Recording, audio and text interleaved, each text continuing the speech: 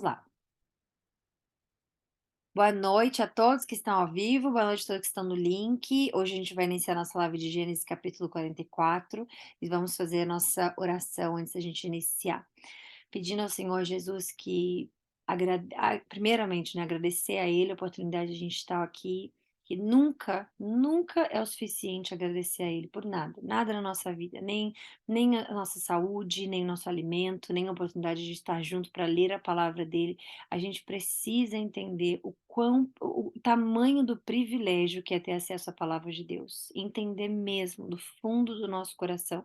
Então eu peço que Jesus ponha no nosso coração o tamanho do privilégio que é entender ser chamado em Cristo, entender que é conhecer Cristo, porque uma vida sem Cristo só nós que sabemos, só nós que não tivemos e em um certo ponto começamos a ter. Só nós sabemos o quanto a nossa vida muda depois da entrada dele. Aliás, depois da nossa entrada na vida dele e ele na nossa vida, né? Então, agradecer a Deus por esse momento de privilégio, enquanto tantas coisas no mundo, tantas pessoas se afastando de Deus, tantas pessoas sendo machucadas pelo ser humano e culpando, responsabilizando Cristo por isso, quantas pessoas sendo desviadas, quantas pessoas se perdendo no mundo, nós estamos aqui, unidos, alimentando o nosso espírito. Então, Jesus, obrigada por esse privilégio, obrigada pelo Senhor colocar no nosso coração a resposta através do Espírito Santo. Obrigada pelo Senhor nos guiar até aqui, tirando a gente de todas as distrações do mundo. Obrigada por tanta coisa que a gente podia estar fazendo nesse momento para nossa própria vida, para nós mesmos, mas estamos aqui, sabendo, deixamos tudo, todas as coisas do mundo para trás e colocamos o Senhor como prioridade na nossa vida. Estamos aqui, independente do horário de quem estiver assistindo isso. A pessoa, nós aqui agora, ou quem estiver no link, deu a prioridade, Senhor, para ouvir a tua palavra no momento que ela teve no dia, que ela tem no dia. Então, obrigada por todos nós, obrigada por essa união. Livra-nos de todos os males, Senhor, porque sabemos também que os ataques são grandes, mas temos a tua palavra, a certeza de que em todo momento somos vencedores em teu nome. Essa história já tem um vencedor, já tem, desde o início, e nós sabemos que Ele está do nosso lado, que é o Senhor. Obrigada pelo teu sangue, obrigada pelo teu perdão, obrigada por tudo que o Senhor fez, faz e fará na nossa vida, Senhor. Mostre para nós, revele a nós, Senhor, essa palavra de hoje e que possamos continuar, como a Lígia falou no início, como estávamos no início falando com a minha mãe na live, que possamos continuar espalhando a semente da tua fé, que vem do ouvir a palavra de Deus, que é o nosso propósito, te servir aqui. Sabemos que somos escolhidos como um exército do teu nome, Senhor, e que essa vida ela não pode ser vivida somente para nós mesmos, mas sempre pensando no próximo, que é a mesma coisa que servir a ti. Então, obrigada, obrigada, obrigada, e que o Senhor abençoe a nossa live, nos use cada vez mais e edifique a nossa vida. Em nome de Jesus, amém. Então, vamos lá. 44. José deu as seguintes ordens ao administrador de sua casa: encha as bagagens destes homens com todo o mantimento que puderem carregar e coloque a prata de cada um na boca de sua bagagem. Depois, coloque a minha taça de prata, na boca da bagagem do caçula, juntamente com a paga pelo trigo, a prata paga pelo trigo, desculpa. E ele fez tudo conforme as ordens de José. Assim que despontou pela manhã, despediram-se os homens com seus jumentos. Peraí, não. Assim que despontou a manhã, despediram os homens com seus jumentos.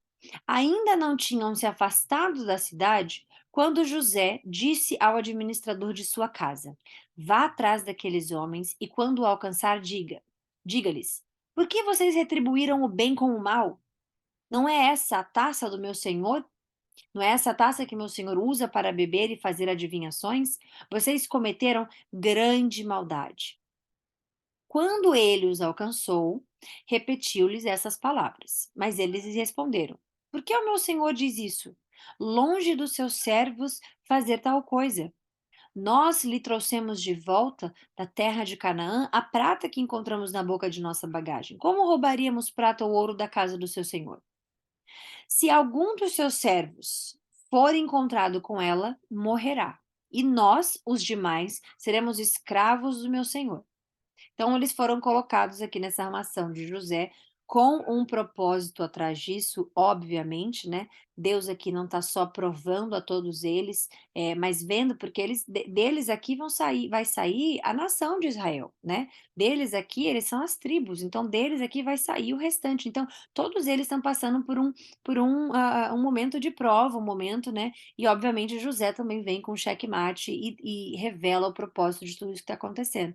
Então o que nos dá a entender também é que na nossa vida é a mesma coisa. A gente é como se fôssemos todos nós fôssemos diamantes, né, não lapidados, e as circunstâncias da nossa vida, as coisas da nossa vida são todas lapidadas por Deus. Tudo que acontece, os altos e baixos da nossa vida, as vitórias, porque eu não digo que nós temos derrotas na nossa vida, porque eu tenho certeza que, como diz a palavra de Deus, tudo vai para o bem, tudo acontece para o bem e Deus não tem derrota. Deus não erra, Deus não tem nenhuma batalha que ele tenha perdido. Então, como a sua vida é entregue a ele, a minha vida é entregue a ele só tem vitória. Pelo nosso ponto de vista, às vezes, né, não é o que a gente quer, não acontece da forma que a gente planeja, mas é sempre uma vitória. Nessa história é a mesma coisa. A história de José ela é sensível, ela é bonita, principalmente por isso, porque enquanto nós poderíamos, né, pensar que ele podia estar cheio de coisas ruins no coração, como a gente mencionou ontem, ou então que ele podia ser uma pessoa amargurada e ter um poder imenso, só salvar o irmão Benjamim, por exemplo, e o pai, que é quem ele ama, não. Ele mostra qual é o poder do amor de Deus, ele mostra qual é o poder de compreender e confiar cegamente que Deus está por trás de todas as coisas na sua vida. Então aqui, eles todos estão sendo lapidados. Eles sabem que não fizeram nada de errado, mas José está usando, né, o fato do poder dele para que ele possa, entrar ali como é que fala? No sentimento deles, né, para que eles depois venha a ser revelado que ele é irmão e que teve um propósito por trás disso. Mas aqui eles estão morrendo de medo, eles estão falando: "Não, o dinheiro que apareceu do nada na nossa bolsa a gente devolveu, como é que a gente pode ser honesto em uma coisa e não honesto em outra?", né, então não tem nada. E o que você achar aqui que seja do Senhor, do seu Senhor, pode matar a pessoa. Eles estão com tanta confiança de que não fizeram nada de errado, que eles até inclusive disseram: "Se for encontrado com a pessoa vai morrer", sem saber que ele fala aqui para colocar a taça dele, que é ainda mais importante, dentro da bolsa do mais jovem, que é quem? Benjamim, que é o irmão dele, mesmo pai e mesma mãe. Então, eles falam isso, que se for encontrada a pessoa morrerá e eles serão escravos. E disse ele: "Concordo, somente quem for encontrado com ela será meu escravo, os demais estão livres". Então aqui com quem? A taça, será o quê? Benjamim, então ele quer obviamente o irmão dele ali próximo dele. E aí cada um deles descarregou depressa a sua bagagem e abriu-a. O administrador então começou a buscar desde a bagagem do mais velho até a do mais novo, e a taça foi encontrada na bagagem de Benjamim.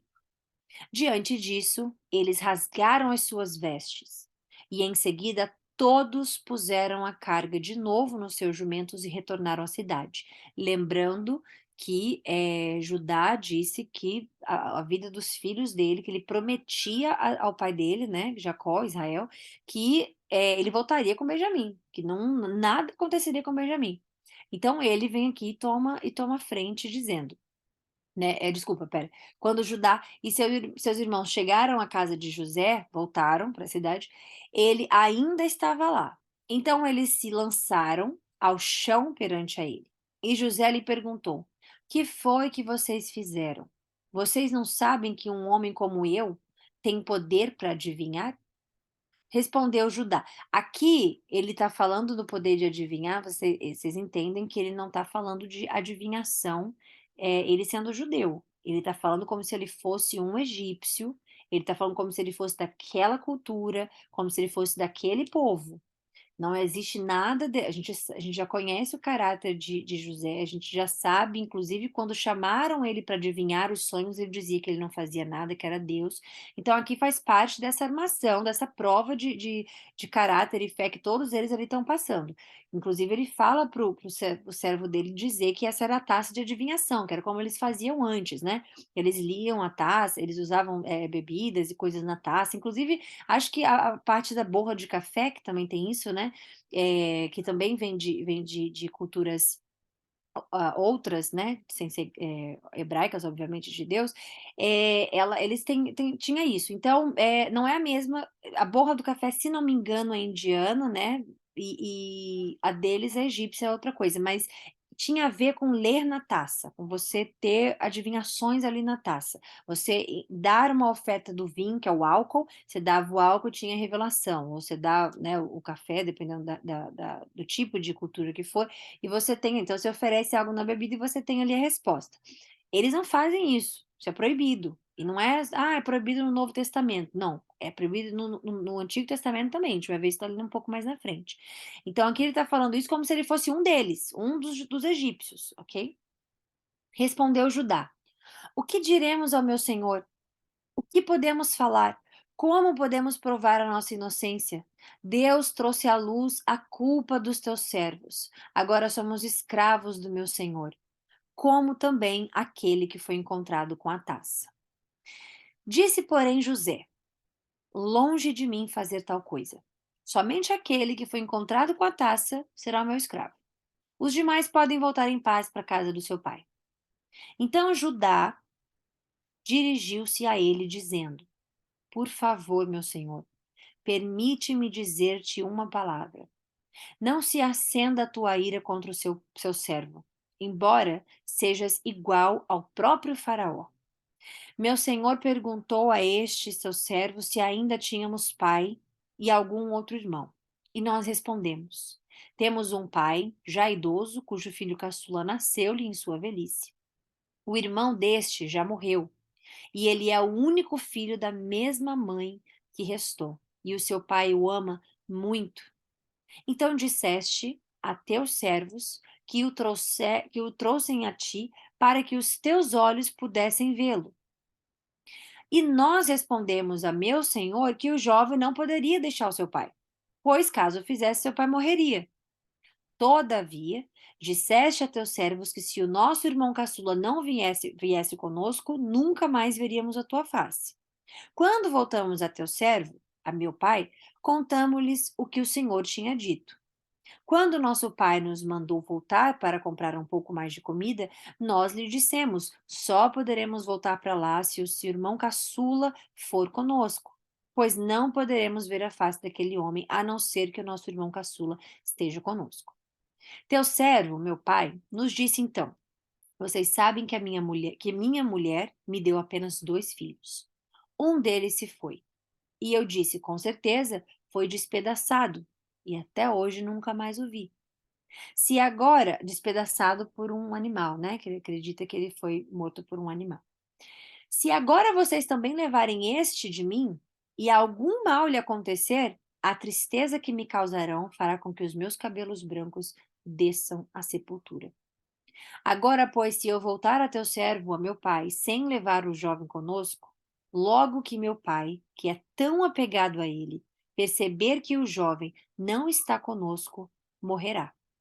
Teus servos farão seu velho pai descer os seus cabelos brancos à sepultura com tristeza. Além disso, teu servo garantiu a segurança do jovem a seu pai, dizendo-lhe: Se eu não trouxer ele de volta, suportarei essa culpa diante de ti pelo resto da minha vida. Por isso, agora eu te peço, por favor, deixa o teu servo ficar como escravo do meu senhor no lugar do jovem e permite que ele volte com seus irmãos. Então, Judá está querendo fazer a troca, né? Está dizendo, eu fico e ele vai. Lembrando que Judá foi quem deu a ideia de vender José, né? E agora ele está ali se entregando de graça.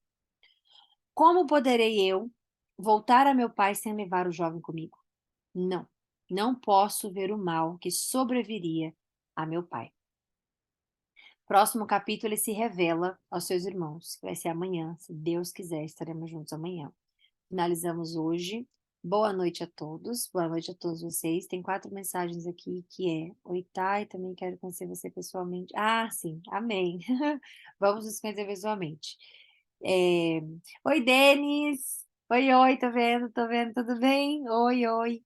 Um beijo, boa noite a todos vocês. Que bom que vocês estão aqui. Fiquem com Deus. Amanhã a gente está de volta, se Deus quiser, com o capítulo 45. Super emocionante, super especial. E é isso. Tenha sido uma boa live a todos vocês e a gente volta, se Deus quiser, amanhã. Em nome de Jesus, tá bom? Um beijo para todo mundo, fiquem com Deus, bom descanso, boa noite, até amanhã, se Deus quiser.